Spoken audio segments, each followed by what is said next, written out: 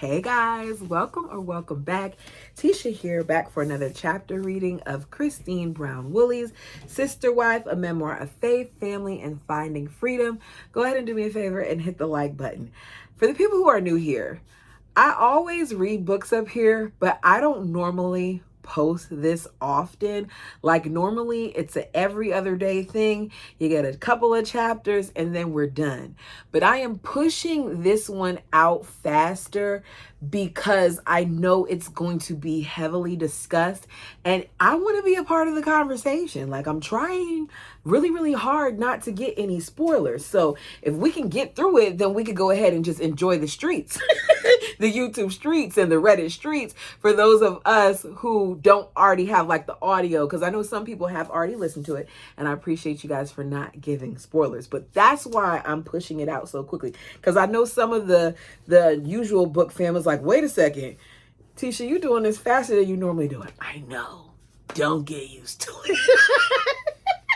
So let's go ahead and get started on our next chapter reading, and this section is called Woman, and we are on chapter 30. I just need my daddy. We had divided the plots at Coyote Pass and agreed on which ones we wanted, but the ownership of the 4 plots had been assigned oddly. Cody, Robin, and I had a plot. I don't understand how in the world they allowed for Cody to put his name on all of their plots. If you were going to do the 4 plots, then maybe, just maybe, I could see him wanting to put his name on 2 plots, but I probably would have only let him get on the plot with Robin. That's just me. But, you know, this is why I've never been a part of this type of family. So Cody, Robin, and I had a plot. Cody, Janelle, and Mary had a plot. Cody and Janelle had a plot. And Cody and Robin had a plot. That's so weird. Why did Robin's name need to be on Christine's plot? Why did... What? Cody and Robin and I had a plot. Cody, Janelle. Why did Janelle and Cody's name to be on Mary's? He knew he was overcomplicating this on purpose. Very weird. Yeah. I don't know why he decided to do it that way. Apparently, he didn't tell anybody. Y'all learned nothing from all these years with dealing with this man. Y'all have not learned that he's a scumbag and he'll find any way to weasel money out of you and make it so that he and his little bird are the most well off in the situation. Apparently he didn't tell anybody, and we weren't there when it was done. We didn't understand why each wife didn't have a plot, or why any of the plots needed more than 2 names. Like, why was Robin on my piece? I still don't understand that. Cody had us out to meet with a surveyor he had hired, unknown to us, for the property. As we walked the perimeter of the land we'd bought as a family in Flagstaff to look at the plots we'd each chosen for our homes, Cody hit us with a bombshell. The plot I had chosen on the hill with the most incredible view was no longer mine. I was so upset. It felt as if he was removing me from the property, as if he didn't want me in the family anymore. And once again, I felt like I had no say. That Cody spent most of his time with Robin was no longer a secret. The whole family could see that Cody had used COVID to effectively live with Robin and haphazardly visit or ignore the rest of us, including his kids. Everything I complained about in Vegas turned out to be true. Before COVID, Janelle had gathered us in a restaurant in Flagstaff. Do we want to be sister wives really, she asked. Yes, we all agreed. For the first year in Flagstaff, I still believe we would be fine if we could get our homes built on the property. Fine, of course, is relative. And then COVID hit and changed everything. It brought out the truth of our situation. As people cozied in with their loved ones, Cody picked Robin and her kids. It brought out all of the favoritism and that Cody had found his soulmate. Cody just wanted to be married to Robin. Ultimately, that's okay. Dragging us along as pawns to keep the show going and the money flowing into his pocket? She put a question mark. Not okay. By month 8, as we worried that the property would be repossessed if we didn't make our payments, Cody and Robin had paid a large chunk of money on their house. She needed more. And Janelle and I worried we wouldn't pay off the property by a deadline we had all agreed to. If we missed it, we would lose Coyote Pass. Janelle tried to force the issue by buying an RV and installing it to live in, shuttling water and propane gas, while Cody said he refused to limit his living situation based on her choices. He used it as an excuse to stay away. I didn't really think that was a good idea for Janelle to do, especially with it being cold and all the different things that she had to do. But I don't think she realized it was going to be that bad. Cody started to talk about morals and values that we all needed to live by to be loyal to him, and said that he couldn't live in a family that didn't support them, but none of us had agreed to them or even knew what they were. They came out of nowhere. In August 2020, I sat down with our therapist. She told me to make a list of the things that were important to me in a marriage. Cody came over that night and asked what we had talked about. I asked him if he wanted to hear the list, and then I read it to him. A companion, someone who was attracted to me, someone who put my kids first, someone who wanted to be around me, someone who would be a partner in my home. I'm none of those things for you, he said. Wow. Someone who would put my kids first was one of the things on the list. Someone who was attracted to me was on the list. Someone who wanted to be around me, and he said I'm none of those things. Oh, he's a jerk. I knew that. I did not expect affirmation, and I didn't expect affirmation to hurt so much. But it extinguished any hope I had of our marriage or my kids having a good dad. No, I said, you're none of those things. The kids had quickly grown frustrated by his rules, believing that as the rest of the country was able to get jobs, go to school, and date, they should be able as well, especially as the COVID vaccines became available. I know we've all had differing opinions about this. If you watched my reviews of the series, then one of the things that you heard me say is I was one of those people who was overly cautious. I know people who were, I know people who weren't. I knew what I was doing and how I was going to move. And I think that Cody did take advantage of the situation.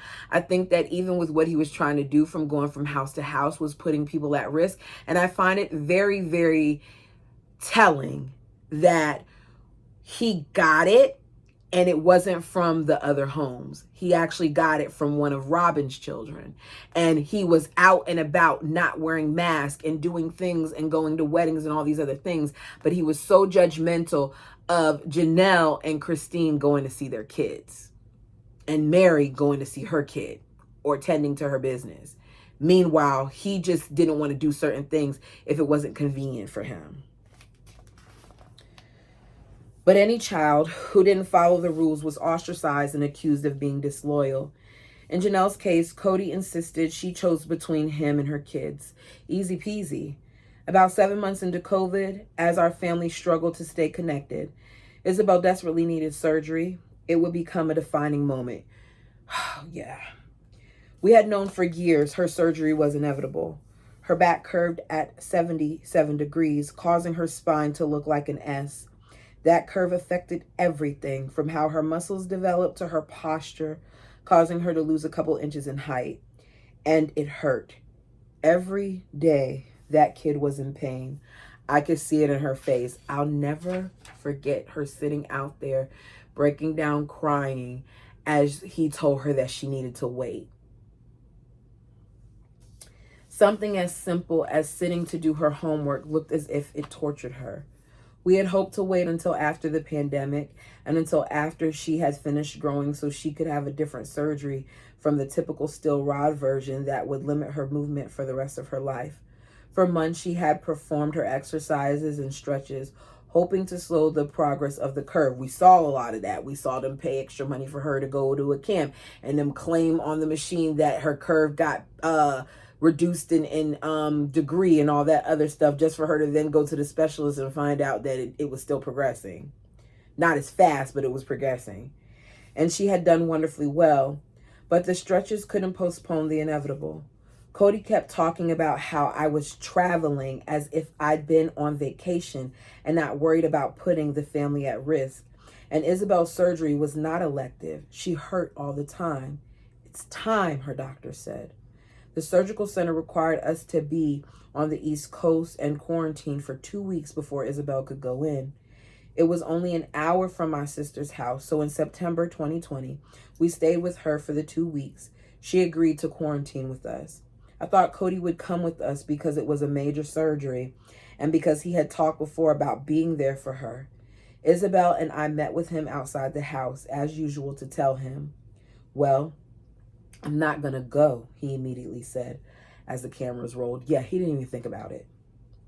"Oh," Isabel said. I could see the gut punch on her face. "I can't leave my family for 3 weeks," he said. My family, like Isabel isn't his family. It's okay for your daughter to have a surgery that could possibly paralyze her, a surgery that she could have passed from, because it's always a risk. And it's okay for you to have her go without you being present, because the tenders and the feathers and rob 'em and sob 'em, and they needed you more. I lost what little respect I had left for Robin in that moment, because she should have told him to go. He should have went. If you can drive however long in a daggone pandemic to go to a wedding and officiate it and dance all over the place looking like a chicken who just got his head cut off, then you can go to see your child and be there with her when she undergoes surgery. Oh, he got on my nerves. His family, Robin.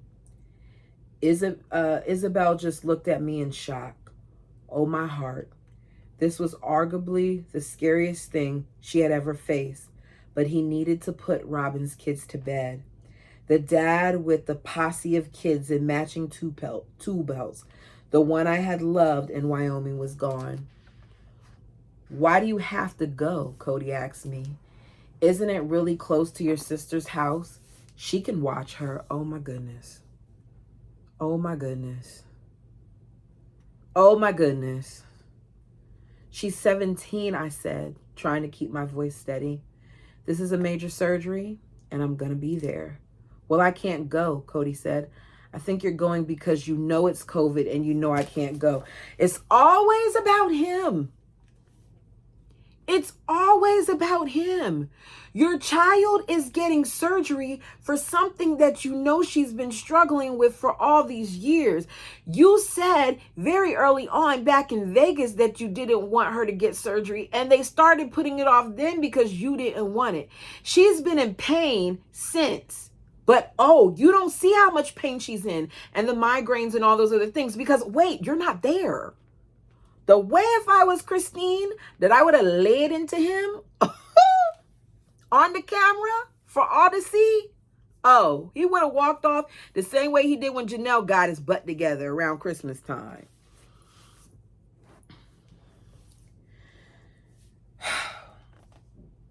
But Isabel's surgery wasn't about Cody.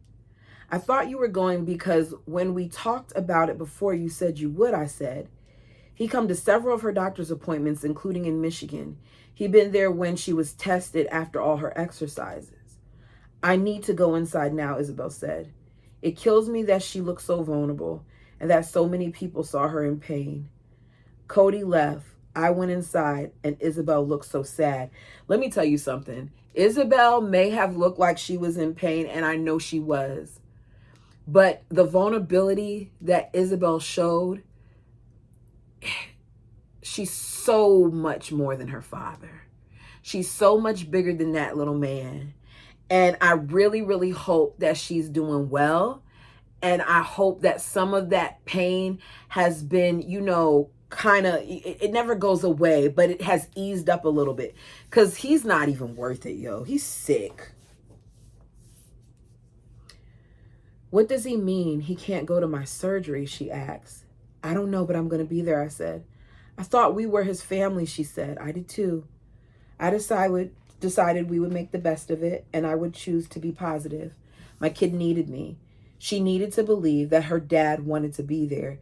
She needed to get through a major surgery with a long, painful recovery. I took the kids out of school, and we rented a house on the ocean in New Jersey, and we walked to the beach every day. We had a lovely time hanging out together. I realized while we were at the beach house how easy it was and how fine I was. I wish Cody had been there for her, but I didn't need him there, and it was easier without him. The morning of surgery, I French braided Isabel's lovely hair, and we talked about how excited and happy she was to fix her back. It was the coolest surgery ever. They went in through the side, so she has a wicked scar she's extraordinarily proud of, and they collapsed one of her lungs so that they could get to her spine. This is how invasive this thing was. She had a long scar. It wasn't a simple, oh, we're just going to attach some stuff and pull some strings and boom. They had to collapse her lung to get to her spine. They used screws to attach nylon fiber ropes all the way up both sides of her spine to straighten it like a zipper. I was excited for her and a little terrified. Once again, I watched as the medical team wheeled one of my girls through metal swinging doors, and I trusted that they would take good care of her. Where's my dad, she said as soon as she woke. He'll be here in a minute, sweetie, the nurse said. Don't you worry. They didn't know he wasn't coming. I just need my daddy, Isabel said. I was there. Your dad can't be here, I told her. She asked for him all throughout the night. Where's my dad, she kept saying. The next morning, before she asked about her surgery, she said, my dad's not going to come. No, I said, he can't. She must have figured he would surprise her, that he wouldn't let her down. She asked if she could call him, and I handed her the phone. Will you sing me a song, she said, when he answered. No, I remember him saying, I don't feel like singing. Get the...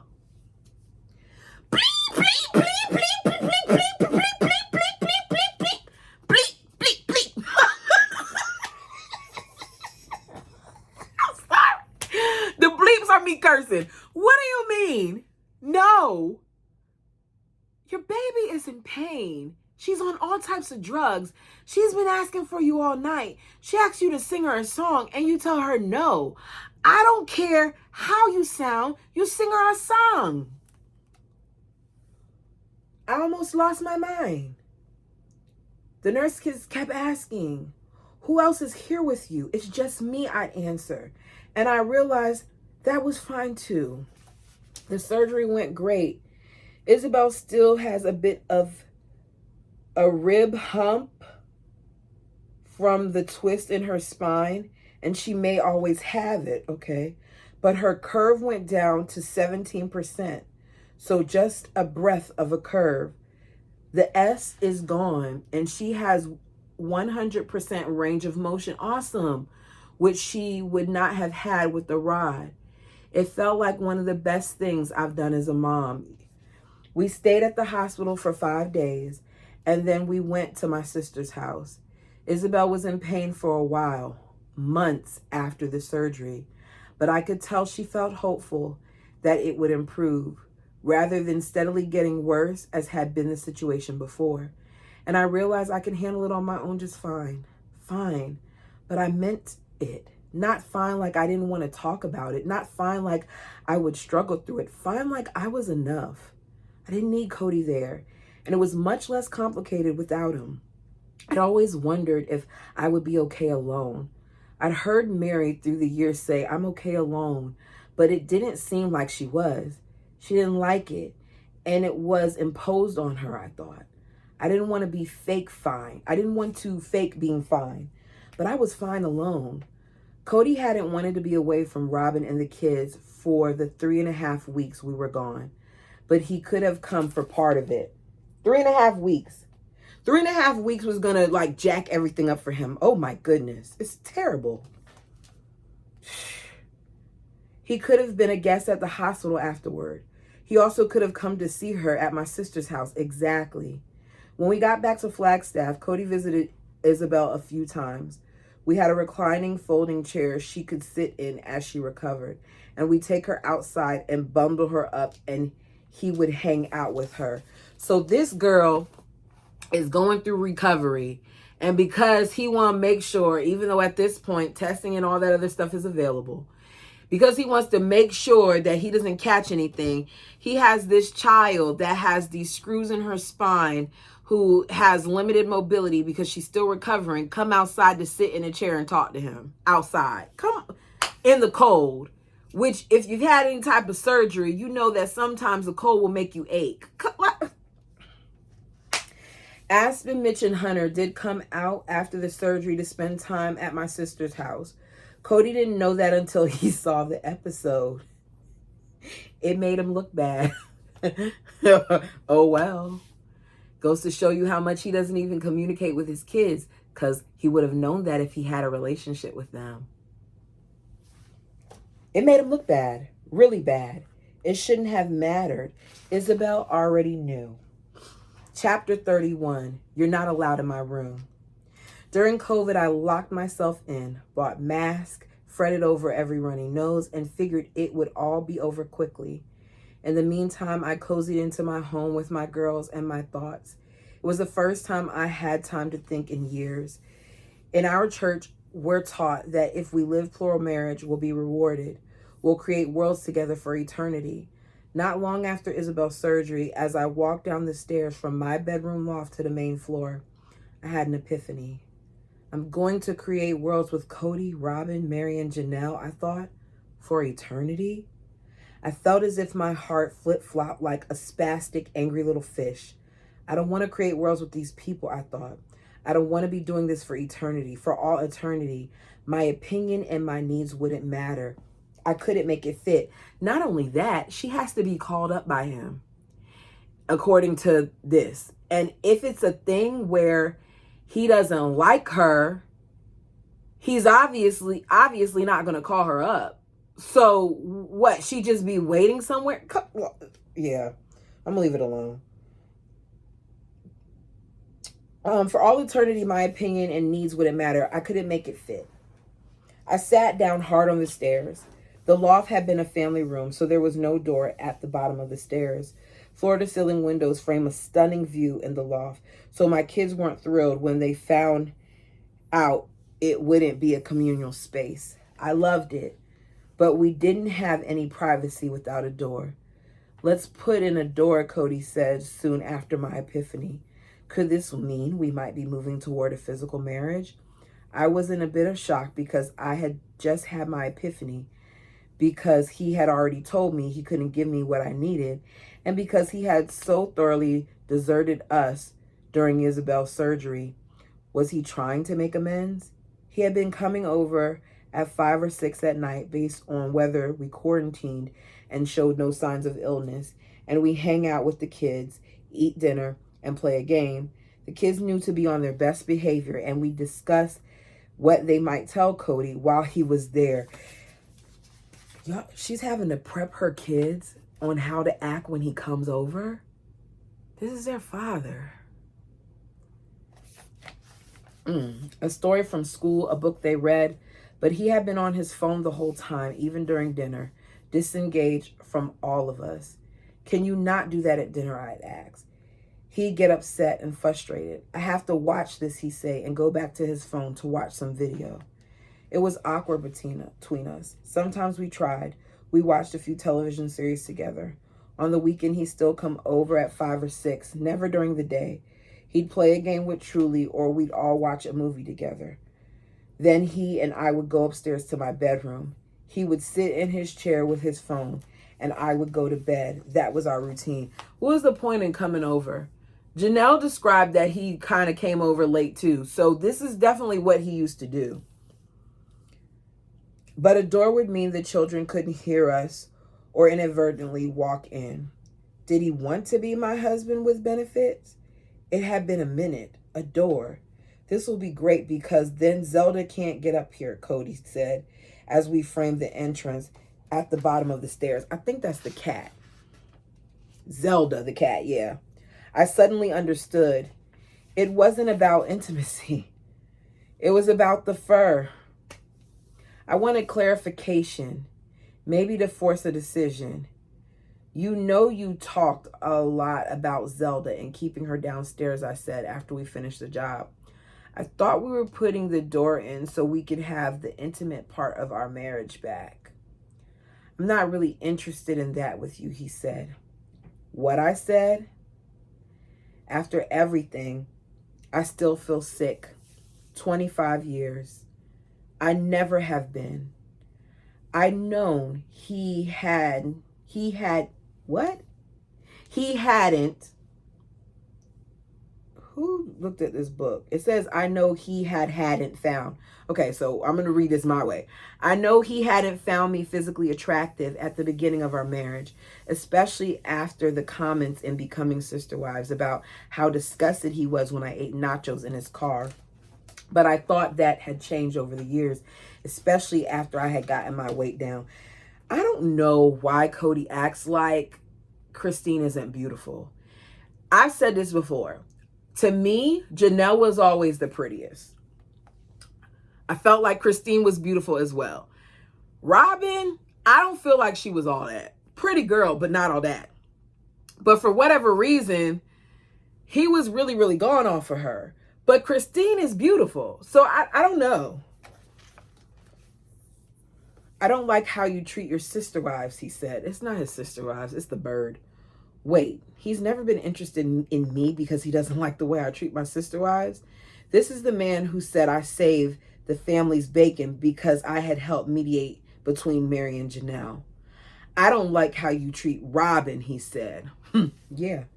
Oh, there it is. But blaming my relationship with Robin also sounded like a whole lot of horse shit to me. There you go, Christine. Because she wasn't mean to Robin. If anything, Robin was unkind to her. Robin lied on her. She lied on all of them. Took her money and some more stuff. What in the world did him never being attracted to me have to do with how I got along with my sister wives? Nothing at all. He knew from the beginning, and he decided to marry me anyway. To take away the possibility of me finding someone who did love me and did find me attractive for eternity. It was beyond selfish. There are a lot of people we know who have separate marriages, he said. Okay. I guess she's telling us a lot of the story again for people who didn't watch the show. But some of this sometimes is like, okay, Christine, tell us more about how mad you were. Give us the messy part. Gosh.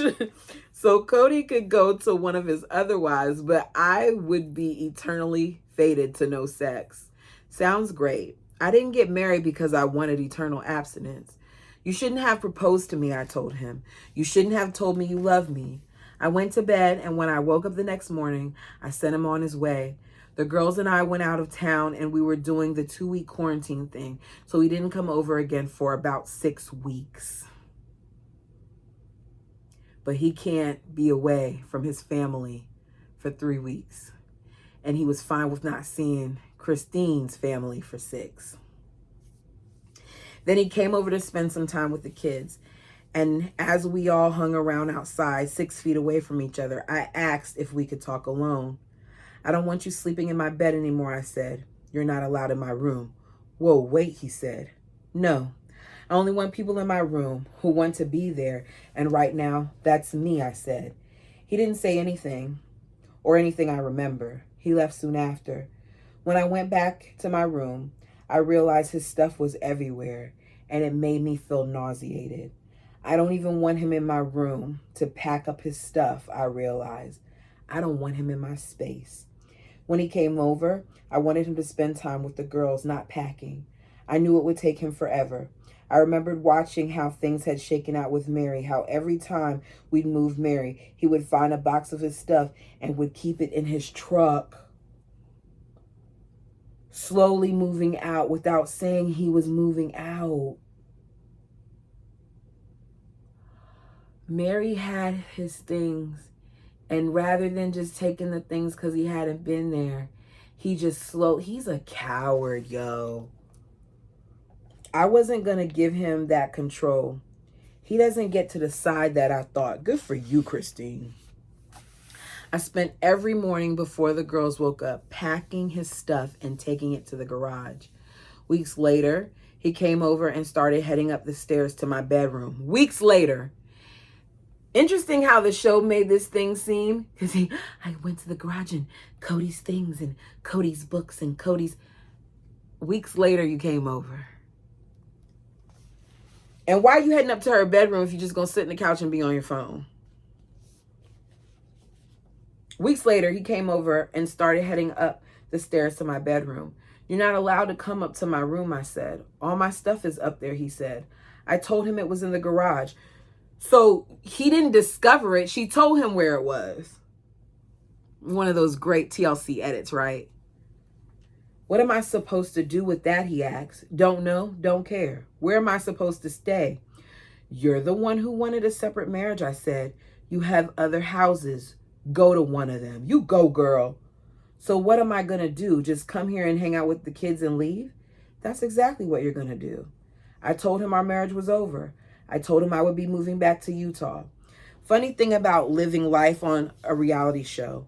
I found out later that he had already filmed. Oh, so he knew.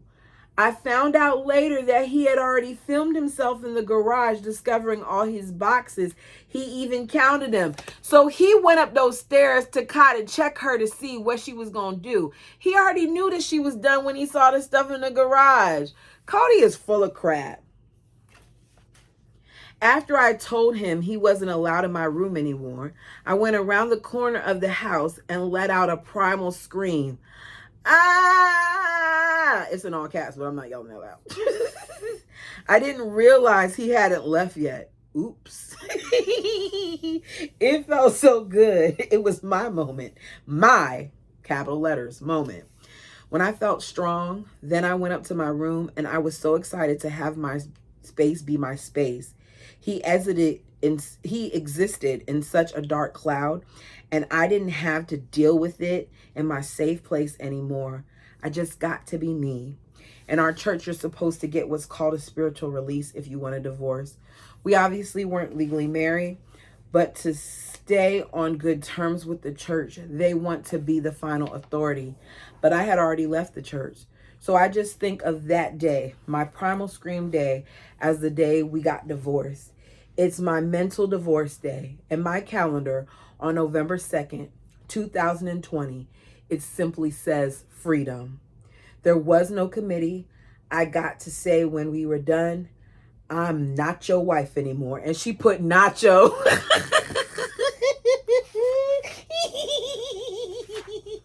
It says nacho, like the nachos you eat. Christine said, I'm going to use these nachos. I don't care how tired you are hearing about them t-shirts. I'm going to use them. Chapter 32.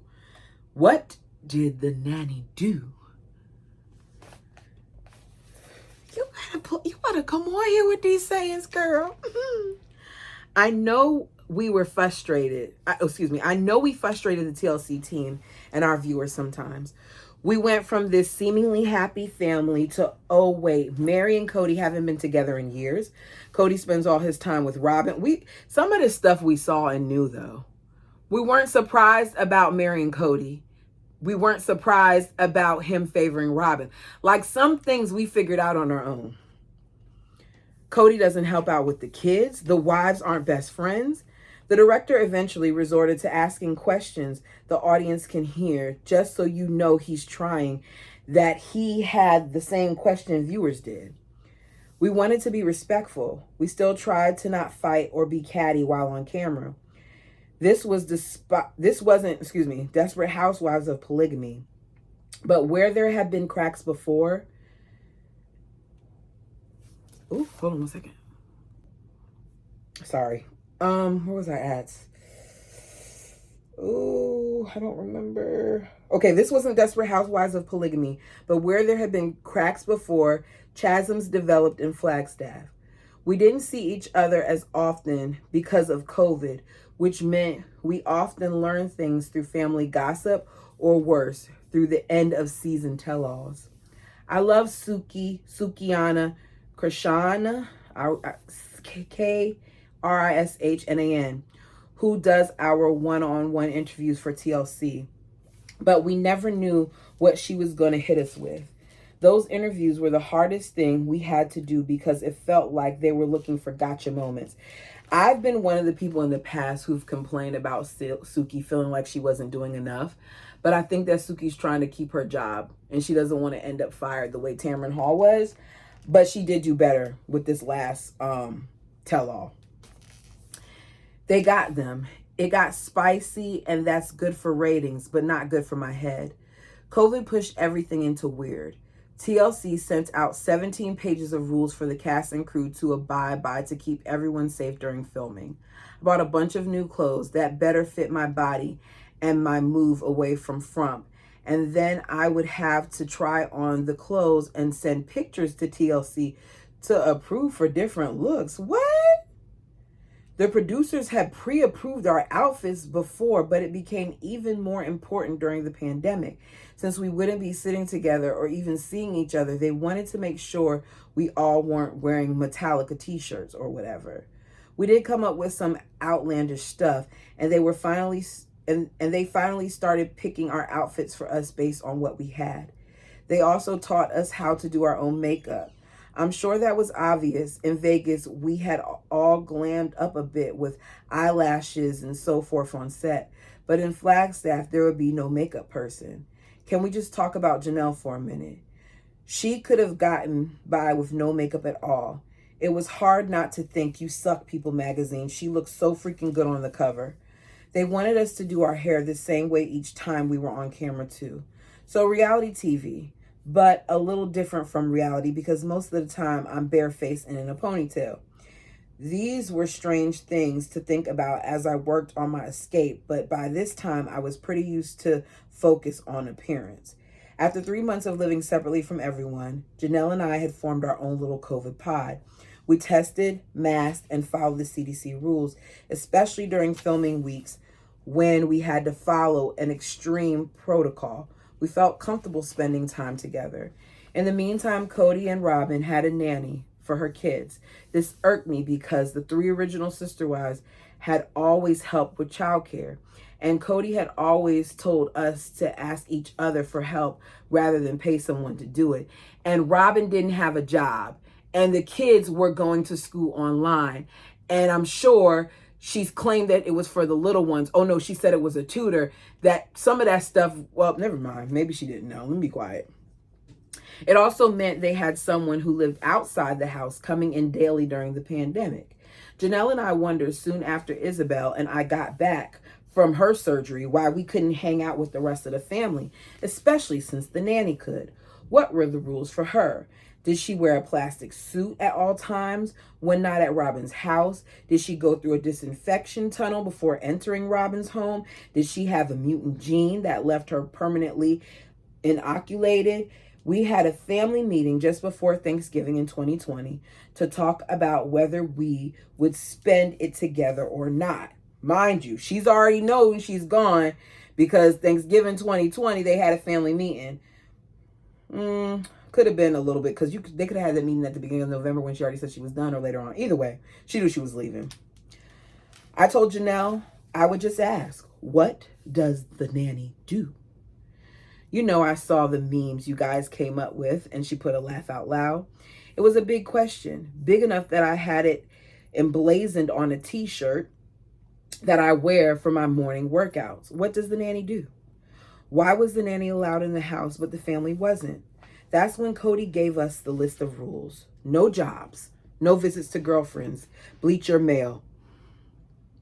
He won't doing all of this. And you want to know how I know he wasn't doing this? And I talked about it when it happened. Remember when Janelle went over to the house and she had a gift for Robin? Robin couldn't wait to open up that gift to see what it was. She didn't disinfect, spray, or do anything to anything. She opened up that bad boy so quick to see what it was. So I refuse to believe that they were doing that. Let me continue. Wrap yourself in saran wrap before you leave the house? It didn't say that. He didn't change his rules when the CDC did. In fact, when Janelle and I got our vaccinations in December of that year, he said he didn't want us around because we had infected ourselves with the virus. We got the shot so we could all hang out, but he didn't. No, no, no, he said. I've read enough stuff on it. They say it's not backed by science. Cody's phone was a huge source of contention at my house. He would send me the latest video and I would say, I'm never going to watch the videos you send me. He sent the conspiracy stuff, but also videos about relationships. Oh, Lord, get a life, Cody. Perhaps we could talk face to face instead. In any case, he was extremely paranoid about getting COVID. Robin had to play by the rules because Cody spent all his time there.